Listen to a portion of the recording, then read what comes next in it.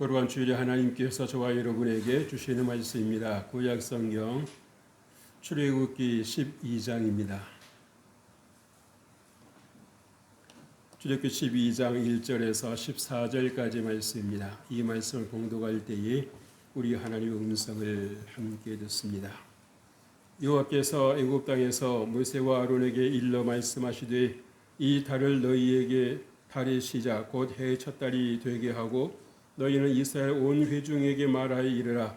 이 달 열흘에 너희 각자가 어린 양을 취할지니 각 가족대로 그 식구를 위하여 어린 양을 취하되 그 어린 양에 대하여 식구가 너무 적으면 그 집의 이웃과 함께 사람 수를 따라서 하나를 취하며 각 사람이 먹을 수 있는 분량에 따라서 너희 어린 양을 계산할 것이며 너희 어린 양은 흠없고 1년 된 수컷으로 하되 양이나 염소 중에서 취하고 이달 열날까지 간직하였다가 해 질 때 이스라엘 회중이 그 양을 잡고 그 피를 양을 먹을 집 좌우 문설주와 인방에 바르고 그 밤에 그 고기를 불에 구워 무교병과 쓴 나물과 아울러 먹되 딸것으로나 물에 삶아서 먹지 말고 머리와 다리와 내장을 다 불에 구워 먹고 아침까지 남겨주지 말며 아침까지 남은 것은 불사르라.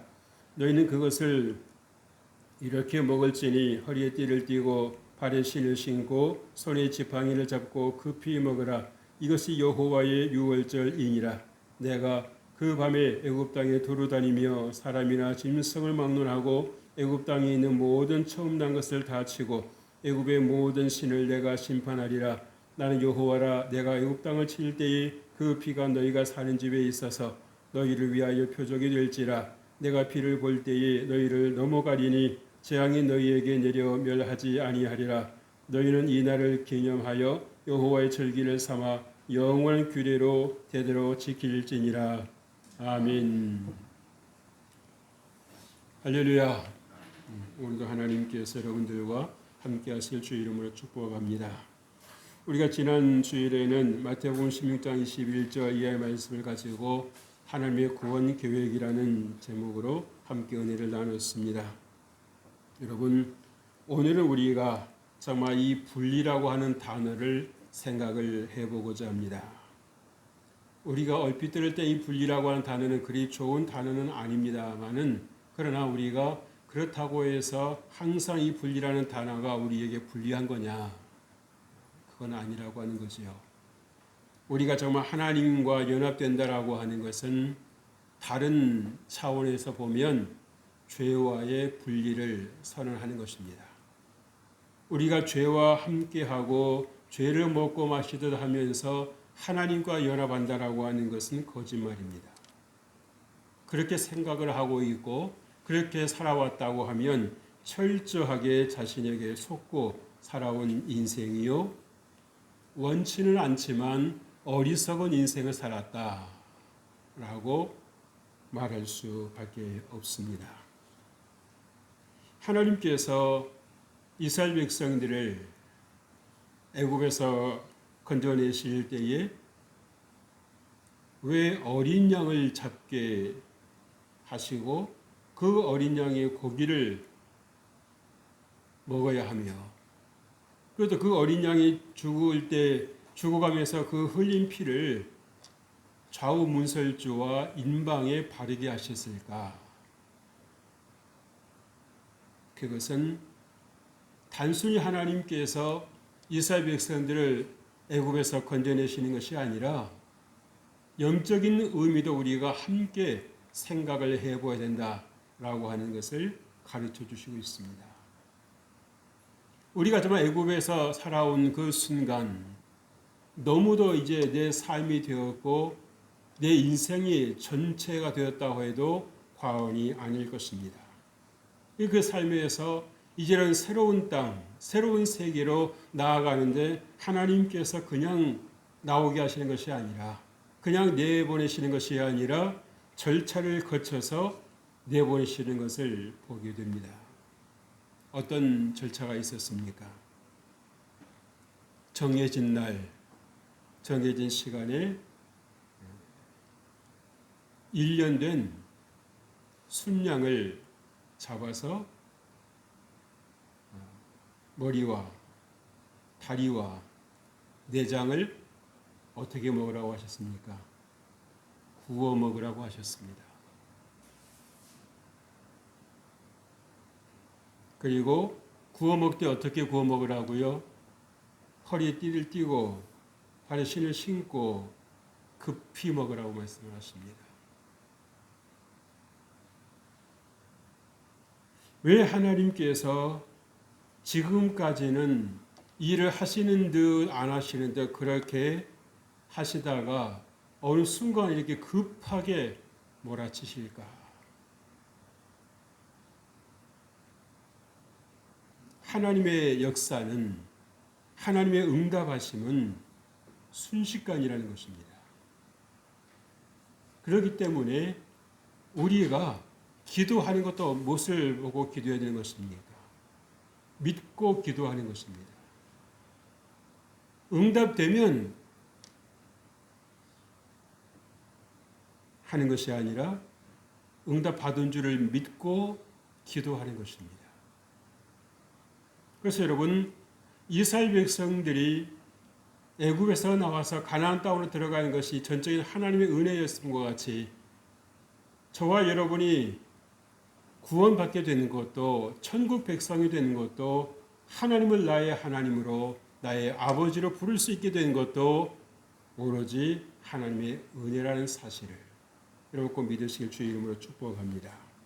그래서 여러분, 이제는 저와 이스라엘 백성들의 주인이 누구였습니까? 애굽에서 사는 동안은 바로였습니다. 바로가 주는 것을 먹었고, 바로가 주는 옷을 입었고, 바로가 주는 것으로 살았습니다.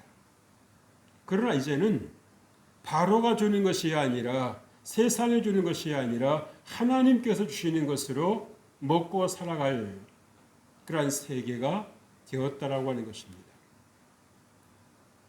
그런데 여러분, 우리가 하나님께서 이렇게 일을 행하셨지만 그것을 한순간에 우리가 받아들인다라고 하는 것은 무리가 있습니다.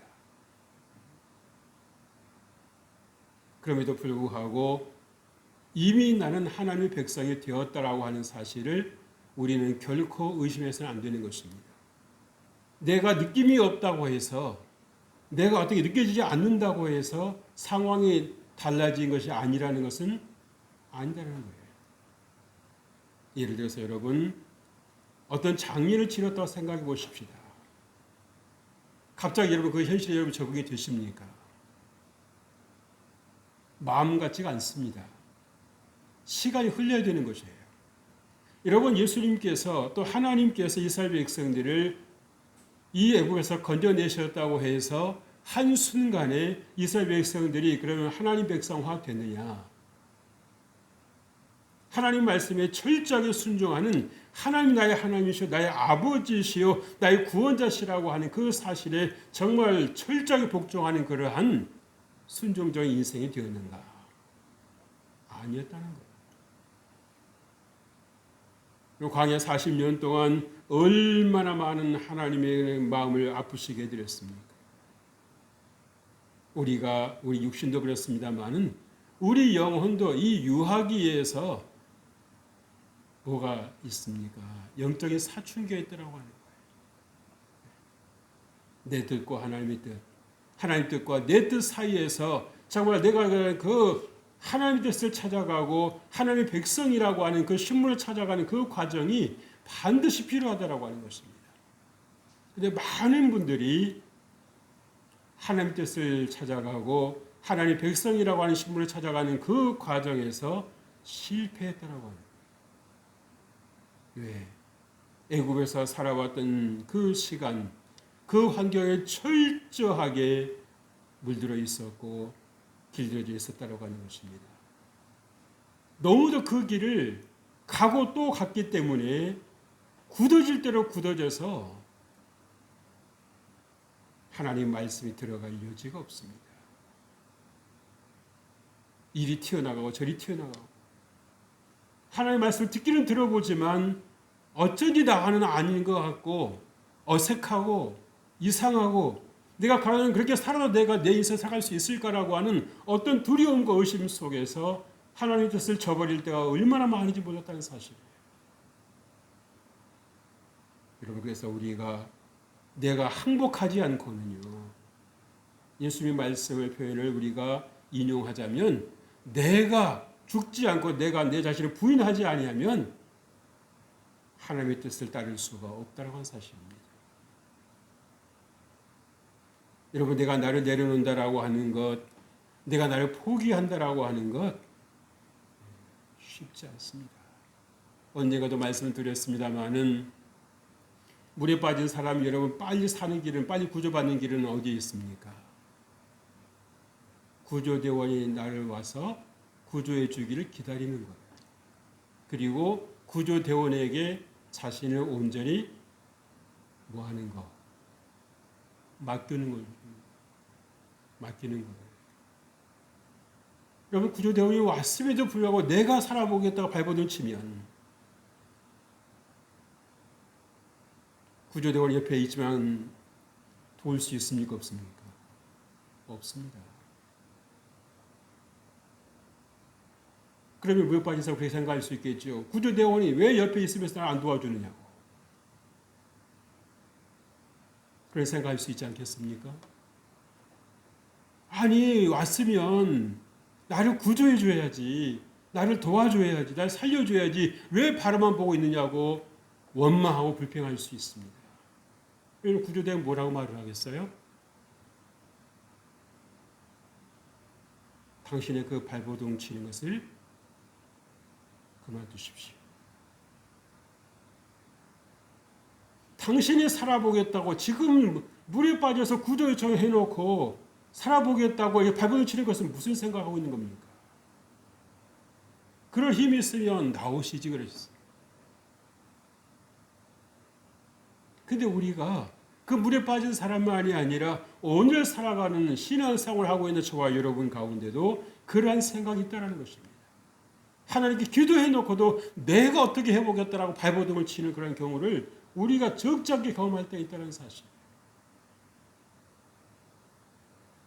어느 때는 하나님께 다 맡기겠습니다. 하나님께서 무슨 말씀을 하시든지 아멘 하고 순종하겠습니다라고 말을 해놓고도 막상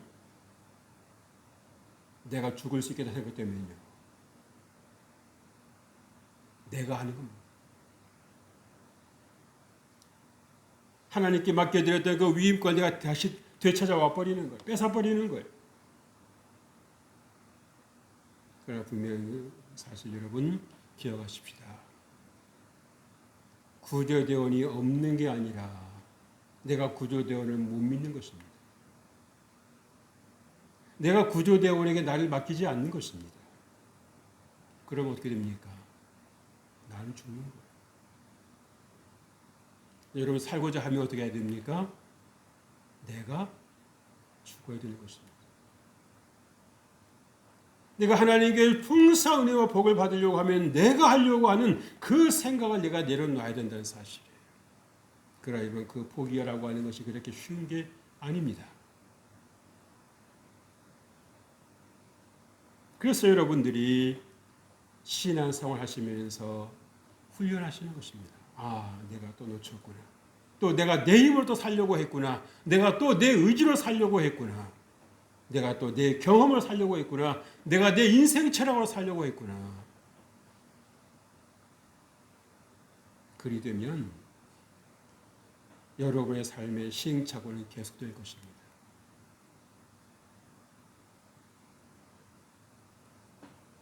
내 인생 왜 이럴까 왜 이럴까 아무리 여러분 질문 던져보아도 그 질문에 대답을 찾을 수 없을 것입니다.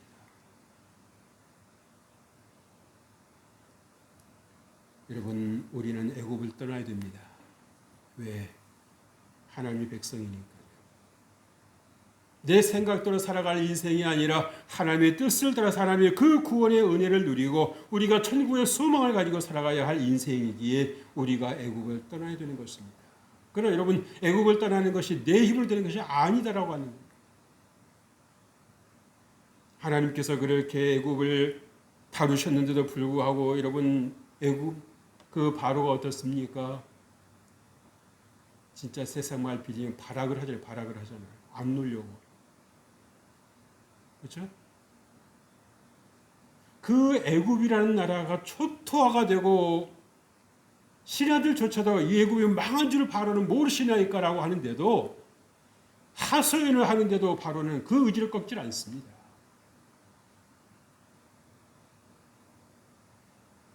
떠나 보내놓고 또 찾아오겠다고 쫓아가는 게 바로예요. 뭐가 닮았지 않았습니까? 여러분이 하나님을 의지하니까 사단이 나 포기했습니다 하고 이런 포기합니까? 여러분들이 어떻게든지 뺏어오려고 더 길을 쓰잖아요. 시험을 주고 아픔을 주고 고난을 주고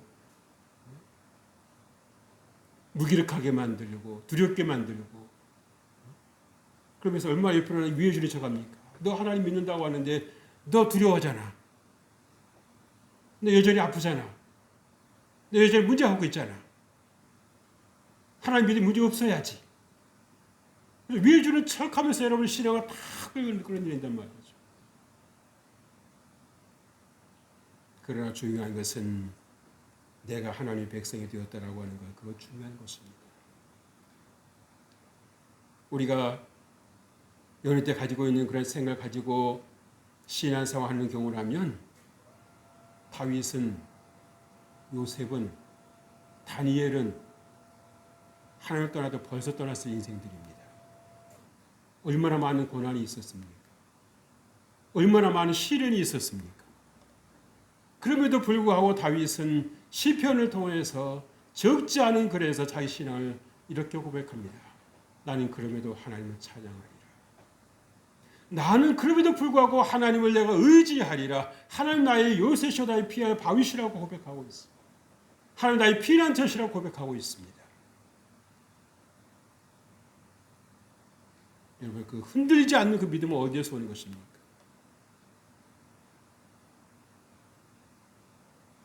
하나님의 사랑에서 오는 것입니다. 요셉이 그렇게 숱한 시련을 겪었음에도 불구하고 그가 그렇게 꿋꿋이 이겨낼 수 있었던 것은 무엇입니까? 아버지의 다함이 없는 사랑이었습니다. 하나님의 다함이 없으신 사랑이었습니다. 꺾일만 하면 하나님께 또 힘을 주시고 요셉이라고 해서 대단한 인물일까요? 아니요. 그도 연약한 인생입니다. 엘리야 선지자도 여러분 연약한 인생이라고 성경에서 표현하고 있는데 요셉이라고 다를 게 있겠습니까? 그러나 사랑이 이 요셉의 마음을 붙잡고 있는 것입니다.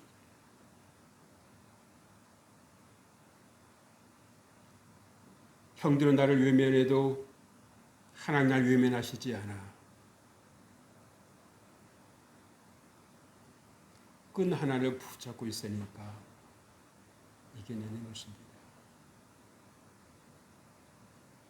내 인생은 너무너무 힘들고 요셉은 그래도 살만하니까 그렇게 성공하지 않았겠어? 여러분 그 생각하지 마십시오. 그래서 여러분 때로는 안목을 넓히셔야 됩니다. 나만 하고 생각하면 생각할수 여러분 자꾸 왜골 수도 있는 것입니다. 그러나 이번 세상에 나보다 더 고생한 분들 많고요. 더 고난과 시련 속에 살아간 분들도 많다라고 하는 사실을 알아요.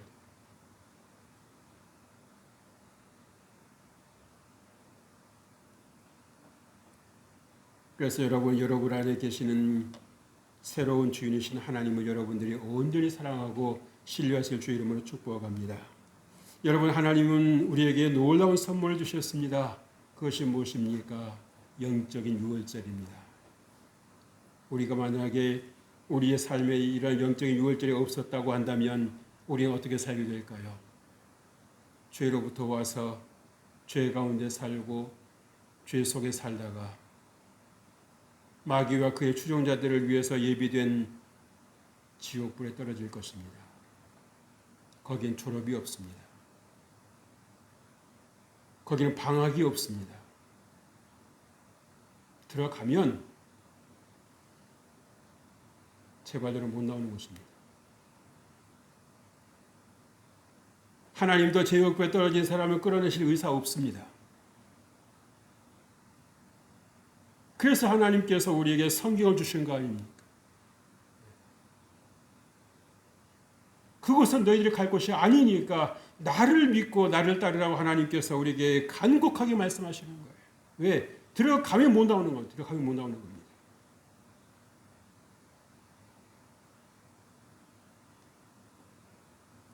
올 6월절 사건을 통해서 하나님이 우리 주시는 메시지는 무엇입니까? 이스라엘 백성들 하나님께서 온전히 이끌어 가시는 것 같이 하나님께서 우리 인생도 이끌어 가신다는 사실입니다. 그래서 내가 하나님 손 안에 있다라고 하는 것을 여러분들이 결코 의심하셔서는 안 되는 것입니다. 구원은 결코 내 의지와 내 공로로 된 것이 아니라 하나님의 선물이라고 하는 사실을 아시고 여러분이 기쁨으로 받으실 주 이름으로 축복합니다. 근데 우리 한국 사람이 약간 이상한 데가 있어가지고요. 무슨 선물을 받으면 감사합니다 하고 받는 그런 경우도 있지만 이게 뭐지? 이거 얼마짜리일까? 이거 어떤 분이 아예 대놓고 묻는 분이 있지. 이거 얼마짜리야 이거? 여러분 그 선물 준 마음은 어떨까요? 기쁘지 않겠죠. 받는 사람은 잠깐이겠습니다만 여러분 선물을 주는 사람은요.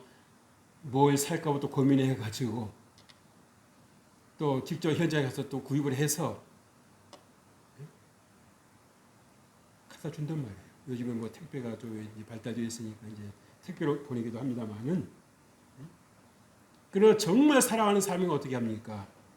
내 손을 갖다 주는 겁니다. 내가 너를 위해 준비했어.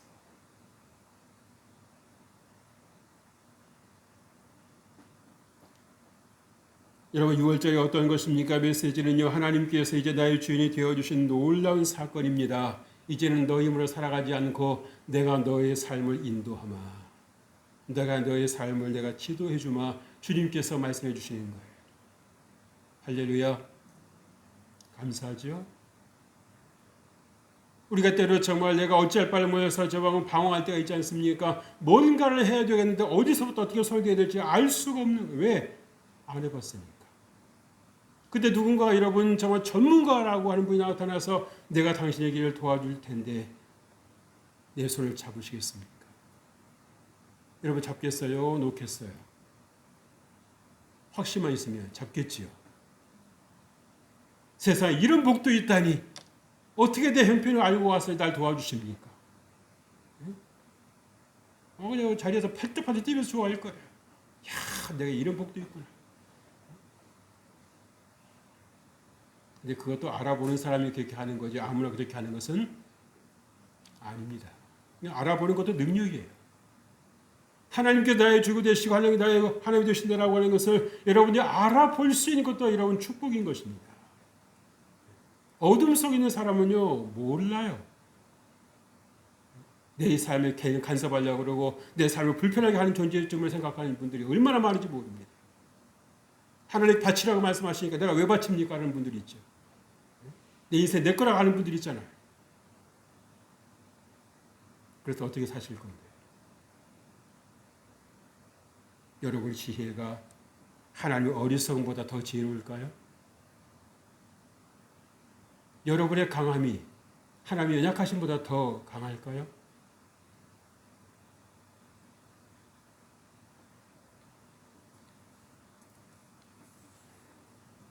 해질 때 이스라엘 회중이 그 양을 잡으라고 말씀했습니다. 이것은 무엇을 말해주고 있습니까? 예수님의 희생의 은혜를 우리가 따라 살고 있다는 사실이지요. 여러분, 양을 여러분 잡게 하시는 것은 뭡니까? 단순한 탈출이 아니라 우리를 죄에서 종노릇함에서 나오게 하시려는 하나님의 구원의 은혜인 것입니다. 이것이 거저된 것이 아니라 하나님의 은혜요 예수 그리스도의 보혈의 공로라고 하는 것을 우리는 알아야 되는 것입니다. 그래서 여러분 연약함이 있을 때에 여러분 부족함이 있을 때 여러분의 힘으로가 아니라 예수님의 보혈로 여러분들이 의지하고 기도하는 것이 대단히 중요하다고 하는 거예요. 즉 예수의 보혈을 통해서 여러분의 연약함을 주님께 십자가에 다 감당하셨지 않았습니까? 아멘. 이것을 믿느냐 믿지 못하느냐가 여러분의 인생을 좌우하는 것입니다. 하나님 결코 여러분에게 믿으라고 억지로 강요하시지 않습니다. 왜? 이미 여러분의 자유를 의지를 주셨기 때문에 판단은 너희들이 하라는 거예요. 책임은 너에게 있다는 것입니다. 하나님 탓하지 말라는 거예요. 에스겔서에 보시면 무엇을 보십니까? 하도 하나님께서 말씀을 하셔도 말을 안 들으니까 하나님 뭐라고 말씀하세요? 뭐라고 말씀하십니까? 너희 하고픈 대로 해라. 너희 하고픈 대로 해라. 그러나 다시는 내가 너희 기도에 귀를 기울이지 않겠다. 놔버리시는 겁니다. 하나님께서 포기하신 인생이 되어버린 거예요. 그런데도 심각성을 몰라요. 얼마나 어두워져 있으면. 하나님께서 놔버리시겠다는데도 여러분 미련을 안 갖고 있어요. 두려워할 줄을 몰라요. 어쩌자는 인생인지 모르겠어요.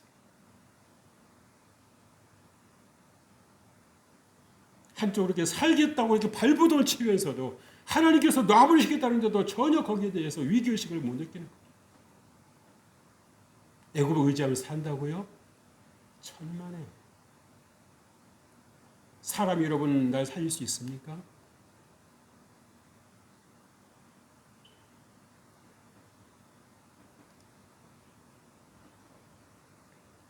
머리와 다리와 내장을 불로 구워 먹으라고 말씀하셨습니다.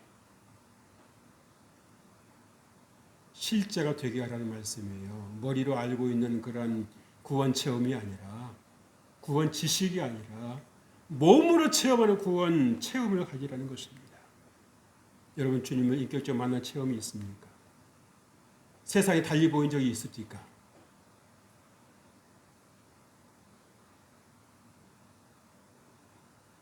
지금 목사님이 되셨는데 얼마 전까지만 불교계 심취했던 한 교수님이 있었어요.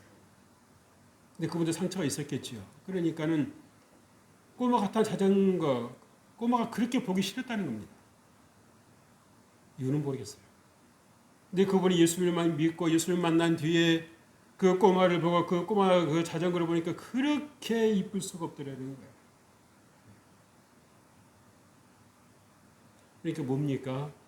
예수님을 믿으니까 예수님께서 그 삶의 주인이 되시니까 뭡니까? 이 생각의 각도가 바뀌어버린 거예요. 시각이 전화된 것입니다. 그래서 행복은 어디에 있다? 밖에 있는 것이 아니라 내 안에 있다는 것입니다. 무교병을 쓴 나무를 먹으라고 주님 말씀하셨지요. 이런 무교병은 무엇을 말해주고 있습니까? 누룩이 들어있지 않은 것입니다. 다시 말씀드려서 이 하나님께서 공헌하시는 그 구원 사역에는 인간의 노력이 하나도 없었다는 것입니다. 인간의 수고 하나도 없었다라고 하는 것입니다.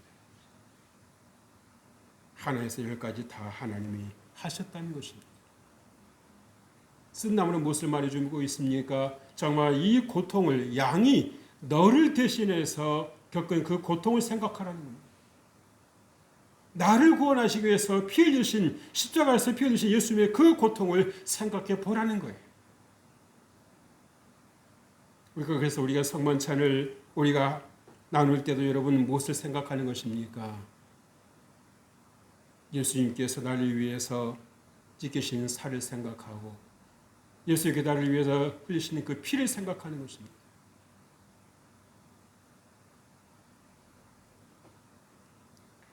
대체로 내가 피가 너희가 사는 집에 있어서 표적이 될 것이라고 말씀했지요. 이런 우리가 우리에게도 예수님 보혈의 능력, 보혈의 흔적이 있어야 되는 것입니다. 피 흘림이 없이는 사함이 없다고 했어요. 피는 여러분 예수님의 생명을 가리키는 것입니다. 그 생명을 내게 주셨습니다. 그래서 우리가 이제 주님과 피를 나눈 관계가 되었습니다. 혈연 관계가 되었다는 사실입니다. 그래서 이제는 내 안에 죄인의 피가 흐르는 것이 아니라 악의 피가 흐르는 것이 아니라 예수님의 생명의 피가 흐르고 있다는 사실 여러분들이 아셔야 됩니다.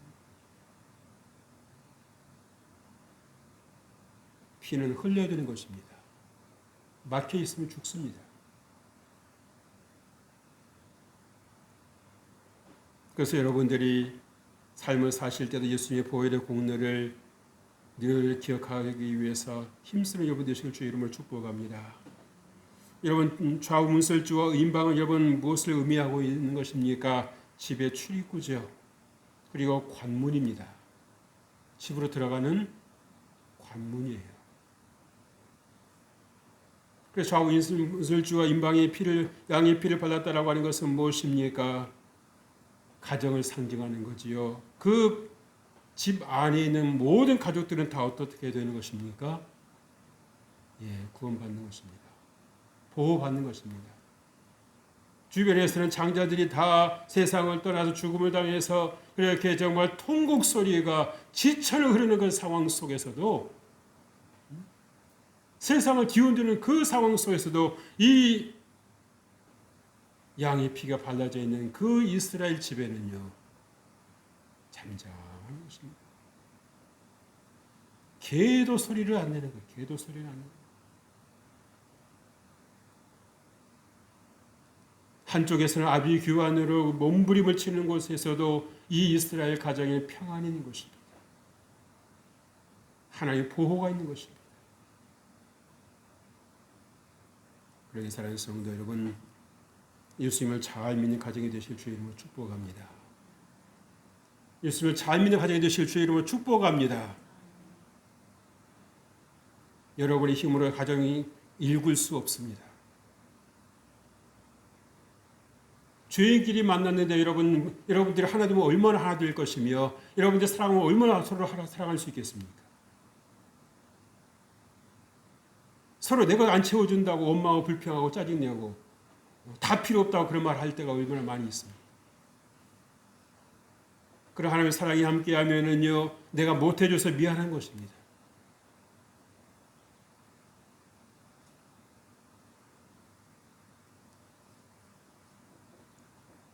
유월절 예수님의 생명을 내 죄와 맞바꾼 사건이라는 거 여러분 생각해 보십니까?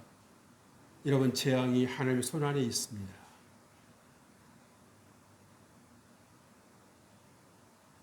재앙이 하나님의 손 안에 있어요. 그래서 이스라엘 안에는요 양의 피가 발라져 있는 그 집에는요 재앙이 들어갔다 못 들어갔다 못 들어갔습니다. 아니 들어갈 수가 없습니다. 왜? 하나님께서 허락하시지 않으시기 때문에. 여러분 하나님 말씀 한마디가 이렇게 엄청난 결과를 가져다 줍니다. 애굽에서는 장자, 사람 장자만이 아니라 짐승 장자까지도 첫 것까지 다 죽었지 않았습니까? 결국 그것은 무엇을 말해주고 있습니까? 첫 것은 하나님 거라는 거예요. 첫 것이 죽었다는 얘기는 뭡니까? 대표성이 있는 거 아니겠어요? 그죠? 그러니까 여러분 그 가정이 다 죽은 거다와 상관이 없는 차이가 없는 것입니다. 하나님께서 이스라엘 백성 안에는요, 이스라엘 집안에는 어느 누구도 울음소리가 들렸습니까? 안 들렸습니까? 안 들렸어요. 이거 바로 와서 보잖아요. 보지 않습니까? 아, 이거는 어쩌다 우연이 된 것이 아니라 하나님께서 하신 거구나. 이게 바로 그제서 무릎을 꿇는 거예요. 근데 인간이 이 바로가 안 죽었어요. 다시 쫓아오잖아요. 그죠? 다시 쫓아옵니다. 사랑하는 성도 여러분, 오늘 6월절을 통해서 여러분은 무엇을 생각하십니까? 애국을 떠나실 주 이름으로 축복합니다. 주님께서 가자고 하실 때에 난 이제 조싸우니 하고 여러분 보둥대지 말고 예수님의 보혈의 공로를 의지하고 주님의 그 따뜻한 손길 잡고 가나안 땅을 향해 나아가시기를, 순종을 통한 하나님의 은혜의 땅으로 나아가시게 되시기를 주의 이름으로 축복합니다. 하나님 아버지 감사합니다. 우리가 애굽을 떠나겠습니다. 내 힘으로 되지 않으니 하나님 우리를 불쌍히 여겨주시고 우리 연약한 손을 잡아주옵시사 우리가 정말 주님의 말씀과 은혜로 살아가는 우리가 될 수 있도록 은혜 베풀어 주옵소서. 주께서 우리와 함께해 주심을 믿고 감사드리옵고 예수님 이름으로 기도합니다. 아멘.